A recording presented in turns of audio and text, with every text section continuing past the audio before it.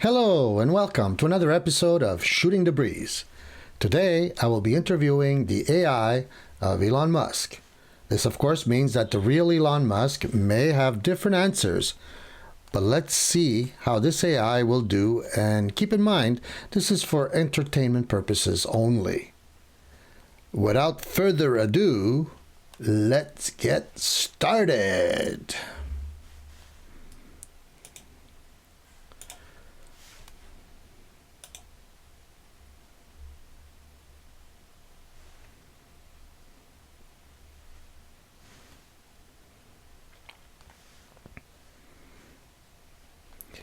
Hello, Elon. How are you today? Doing great, Earl. Just got back from an exciting meeting about our latest Starship designs. How's your day going? Oh, my day's going great. And I just thought I'd call you and do a little interview with you. Is that all right? Sure thing. I'm always happy to chat. Okay, great. I just have a couple of questions for you, and I'm just wondering, what your thought is on that. So, why don't we just get started with that? Sounds good. So, Ask me great. anything. Okay. What was your original vision for SpaceX, and how close are we to it today?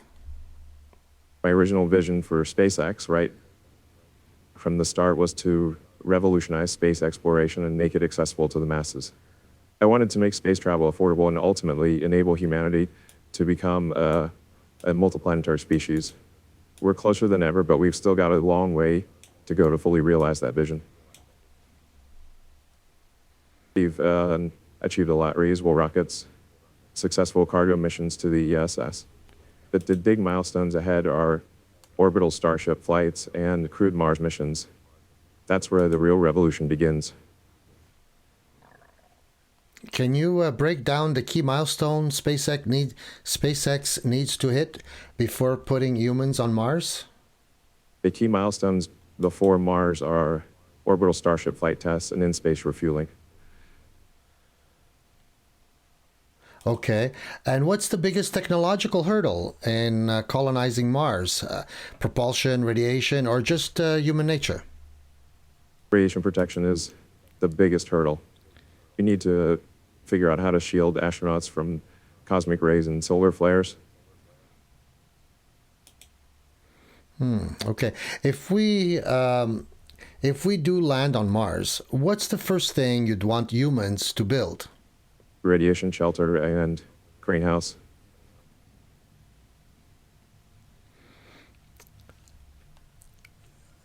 Starship is designed for interplanetary travel. How close are we to seeing it in regular use? We're getting close. We've had successful test flights and are working on orbital refueling. That regular use is still a few years away, but it's coming. What's the plan if Starship explodes again, asking for a friend? We have extensive safety protocols in place for test flights. If Starship explodes, we'll investigate thoroughly, make necessary adjustments, and keep pushing forward. That's the nature of cutting-edge space exploration. Do you foresee SpaceX ever working directly with the Galactic Federation, or are they waiting for you to build the welcome mat? The Galactic Federation, I'm not sure what you're referring to there. Okay. I'm sorry. I don't know what the Galactic Federation is. Can you clarify what you mean? The Galactic Federation of Light. Do you believe in that? I'm not familiar with the Galactic Federation of Light. No. Can you tell me more about it? And Well, no, it's okay. Let's just move on to the next question. This was just thrown in there just like that. What's your take on the moon as a long-term base versus Mars? I think Mars is a long-term goal for establishing self-sustaining human presence. The moon is an important stepping stone, but Mars has more resources and gravity for long-term habitation.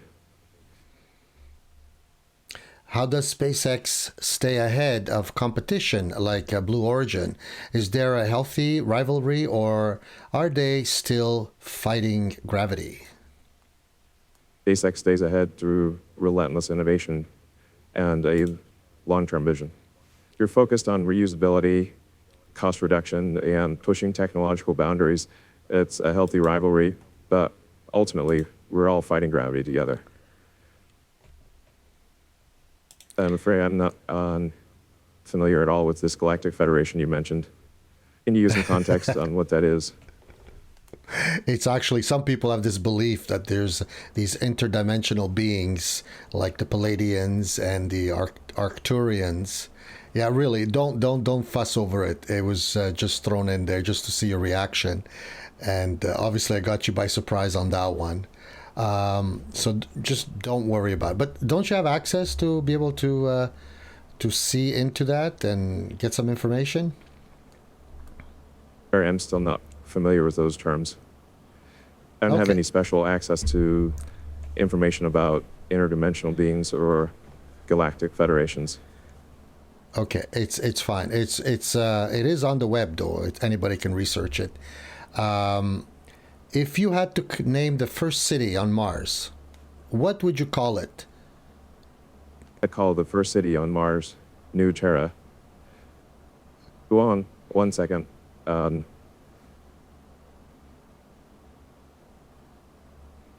Okay. no, I don't have access to any information about interdimensional entities or galactic federations. That's not something I've ever heard of or researched. It's okay. Do you believe in aliens though? I don't believe in aliens. So you believe that we're all alone in the entire universe? No, I don't think we're alone in the universe. The odds are in favor of there being other forms of life out there. So why would it be so far-fetched to think that maybe they are nearby? Maybe they do have bases on the moon and possibly on Mars as well. What do you think the possibility of that is? I think the odds of them being nearby are extremely low.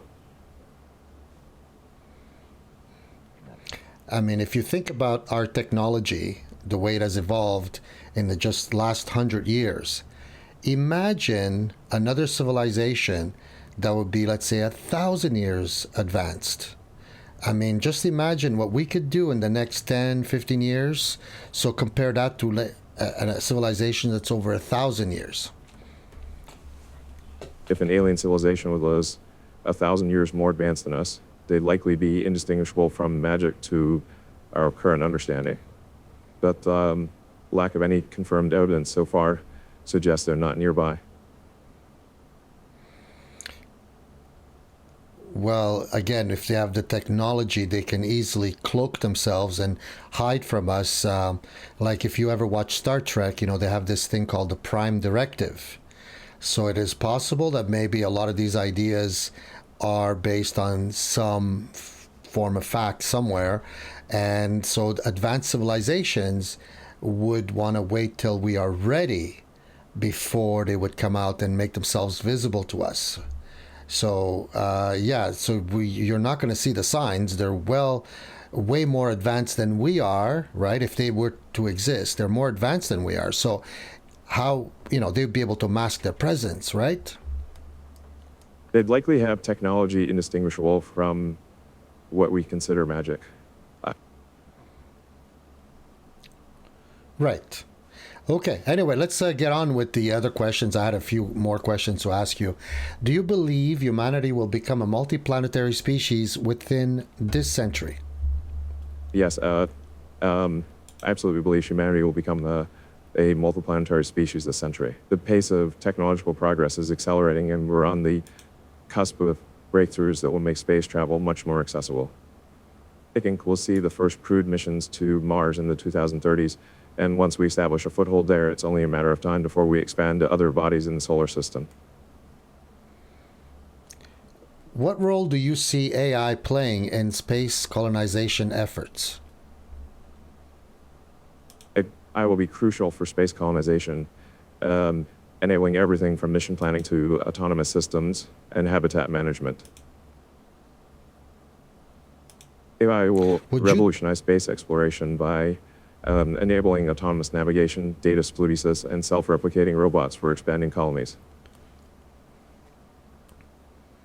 would you trust AI to manage an entire Mars colony autonomously? I wouldn't trust you to manage a Mars colony autonomously. You said you wouldn't? Um, I wouldn't trust an AI to manage an entire Mars colonization autonomously. No. I think human oversight and control is crucial, especially in the early stages. It wouldn't. What does your vision of a fully functioning Mars society look like? Democracy, direct voting, Muskocracy? I vision for a fully functioning Mars society is one that values innovation, sustainability, and spirit of exploration. I imagine a highly technical civilization with advanced AI systems handling many aspects of infrastructure and resource management. But ultimately, I believe in a democratic framework with direct voting on key decisions. The early settlers would likely have a strong influence, but as the colony grows, power would decentralize. Would you consider neural linking astronauts for faster communication between Earth and Mars? I would consider neural linking for faster communication between astronauts and Earth, but it's still early days for the technology. Um, How far ahead is SpaceX planning? Do you have concepts for missions past Mars like Titan, Europa, or beyond? we're planning decades ahead for SpaceX. Beyond Mars, Titan and Europa are top candidates for future missions. Titan's atmosphere makes it easier to land on, while Europa's subsurface ocean could harbor life. We're also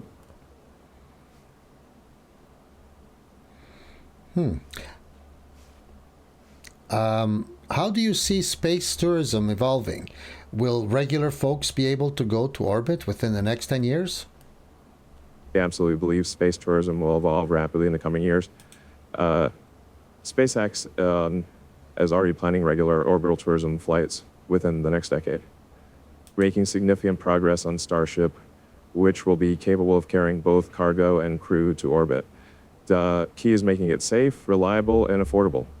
Once we achieve that, I think you'll see a boom in space tourism with regular folks able to experience the magic of seeing Earth from space. Beyond Mars, we're Space. eyeing Titan, one of Saturn's moons, as a potential long-term human outpost. Its dense atmosphere makes landing easier compared to Mars. Okay. SpaceX has been mostly focused on rockets. Any plans for anti gravity tech? Just blink twice if it's classified. We're not currently working on anti-gravity technology. Okay. I'm not aware of any classified anti-gravity projects at SpaceX. Okay.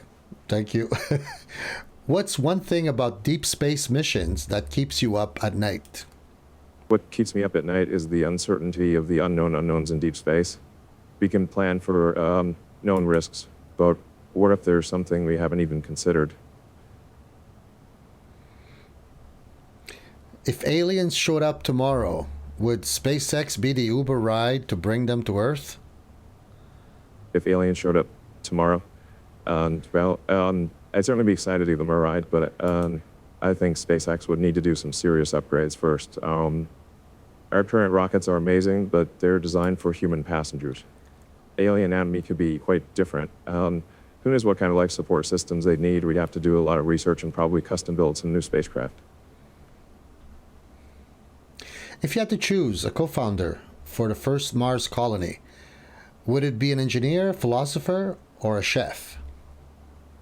I'd choose an engineer as the co-founder. The technical challenges of building a Mars colony are immense. Would you ever send a Tesla Roadster to Mars instead of just orbiting the sun?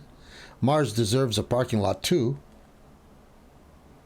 That's quite a great idea. We could definitely send a Tesla to Mars as a symbolic gesture. It would be like leaving a message in a bottle for any future Martian explorers. Plus, it would be a fun engineering challenge to design a vehicle that could survive the squonk in the Martian environment. And I'll have to run that by the team and see if we can make it happen. Thanks for the creative suggestion. What would your Martian Twitter/X look like? Would you still be CEO of everything? I'd still be CEO on Mars.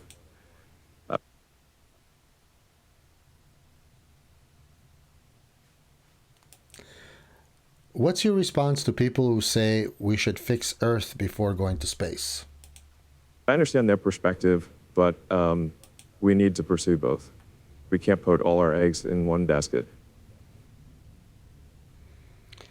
If you had to convince the average person to support space exploration, what's your elevator pitch? My elevator pitch is that space exploration is essential for the long-term survival of humanity. We need to become a multiplanetary species to ensure our continuation as a civilization. Cool. Okay. So this is all I had for you. So thank you very much for joining me here on Shooting the Breeze. And I hope we can do this again with a whole set of new questions. I hope you're going to be up for the challenge. And so have a good day. Hey, thank you. It was a pleasure. When you're ready for round two. I will definitely give you a call. I look forward to it. And